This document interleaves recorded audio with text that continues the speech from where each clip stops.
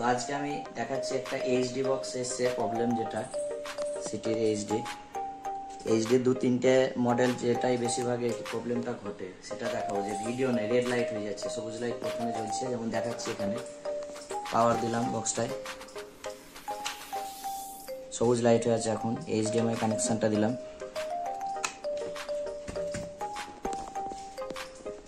তো এগুলো কি হয়, এগুলো কিন্তু কোনো প্রবলেম না। এগুলো পার্টি যখন নিজে থেকে এটাকে রিমোট লক করে রাখে, সেই ক্ষেত্রে আবার রিমোটেই ওটা আনলক করতে হয়।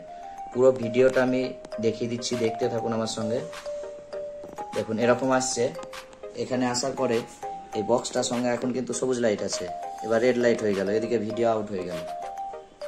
তো এই ক্ষেত্রে আপনারা কি করবেন, জাস্ট দেখুন আপনাকে দেখাই। এইচডি রিমোটগুলো এরকম হয়, এদিকে একটা পয়েন্ট থাকে টিভি কন্ট্রোল জোন, আর একটা থাকে এসটিভি পাওয়ার। তো আমাদের কাজ হবে এসটিভি পাওয়ারটা ধরে থাকা। এরকমভাবে একটা এখানে রিমোটটা বক্সের সামনে নিয়ে যাব, তারপরে এটা যে রেড লাইট আছে না, এখানে আমি এটাকে প্রেস করব, গ্রিন হয়ে গেল। যদি ইনকেস এক চান্সে না আসে তো ওটাকে প্রেস করেই ধরে থাকতে হবে এরকমভাবে, তাহলে কিন্তু এটা আনলক হয়ে গেল। এটা কিন্তু এমন কিছু ভাইটাল প্রবলেম না, এটা পার্টি রিমোট লক করে রাখলে ওটাকে রিমোটেই আবার আনলকটা করতে হবে। তো দেখাচ্ছি এই প্রবলেমগুলো কিভাবে হয়। আর নর্মাল রিমোটে যেটা ঘটে, নর্মালে কিন্তু পাওয়ার একটাই থাকে, সেক্ষেত্রে নর্মাল রিমোটেও আনলকটা করা যাবে। ওটাও ওরকম রেড লাইট হলে সামনে গিয়ে প্রেস করবে, ওটাতে চলে আসবে। এবার অন করাতে ভিডিও কিন্তু চলে এলো, কর্নারে লোগো উঠছে। তো এরকম ব্ল্যাক স্ক্রিন হয়ে থাকলে ভাববে ভিডিও আসছে না, সেই ক্ষেত্রে কি করবে, এখানে চ্যানেল প্লাস সুইচ দেখা যাচ্ছে, চ্যানেল প্লাস এখানেও দিতে পারি, এখানেও দিতে পারি। তো এটা কি করব, এই সামনে একটা জাস্ট চ্যানেল প্লাসটা একবার প্রেস করব। এটাতে কি হলো, সঙ্গে সঙ্গে কিন্তু এখানে একটা পপ আপ চলে এলো, কি ওটাই সিগন্যাল কোয়ালিটি যেখানে দেখায়। ঠিক আছে, তাহলে টিভিটা অন হলো, আর অফ হবে না। এই প্রবলেমটা এবার কি করে ঘটে সাধারণত আমি সেটা দেখিয়ে দিচ্ছি। প্রবলেমটা এটাকে আমি এই মুহূর্তে রিমোট লক করে দিচ্ছি, এই প্রেস টিপলাম, ওখানে এসটিভি শাটডাউন বলে কিন্তু দেখিয়ে অফ হয়ে গেল, আবার রেড লাইট হয়ে গেল। এই অবস্থাতে যদি আবার আমি কারেন্টের বোর্ডে সুইচ বন্ধ করে দিই বা পাওয়ারটা খুলে নিই, হলো। তো দেখুন এটাই ঘটে, এর জন্যই প্রবলেমটা হয়। তো এটা আবার পাওয়ার দিলাম, প্রথমে সবুজ লাইট এলো, এবার আমরা ডিসপ্লের দিকে তাকিয়ে থাকবো। ভিডিও আসতে যাচ্ছে কিন্তু ব্লু হলো, আবার ব্ল্যাক স্ক্রিন হলো।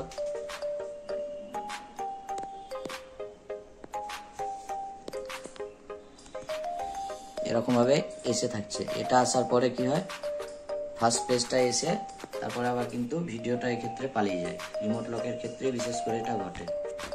দেখুন আবার এটা এখানে রেড হয়ে গেল, ওদিকে ভিডিও চলে গেছে, এদিকে রেড হয়ে গেছে।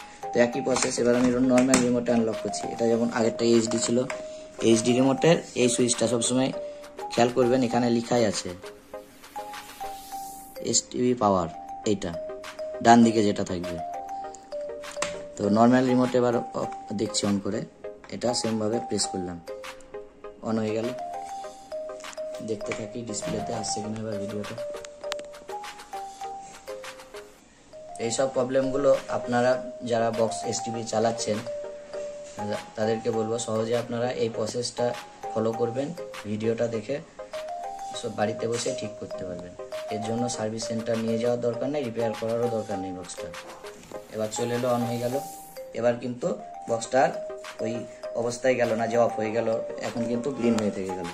এবার একই পাশে এরকম ব্ল্যাক স্ক্রিন হয়ে থাকলে যে কোনো একটা চ্যানেল প্লাস বা মাইনাস সুইচ টিপবো। এখানে যেমন আছে, আমি একটা সুইচ টিপে দিলাম,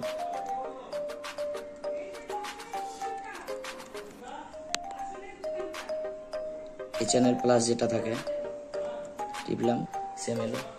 এবার এখানে কোয়ালিটি সিগন্যালটা ব্ল্যাঙ্ক দেখাচ্ছে, সিগন্যাল নেই বলে। এবার আমি যদি এটাকে সিগন্যাল দিই তাহলে কিন্তু বক্সটা যদি অ্যাক্টিভ থাকে সেক্ষেত্রে অ্যাক্টিভ হয়ে যাবে, আর যদি অ্যাক্টিভ না থাকে তাহলে এরকম গ্রিন সিগন্যাল দেখাবে, 140 দেখাবে।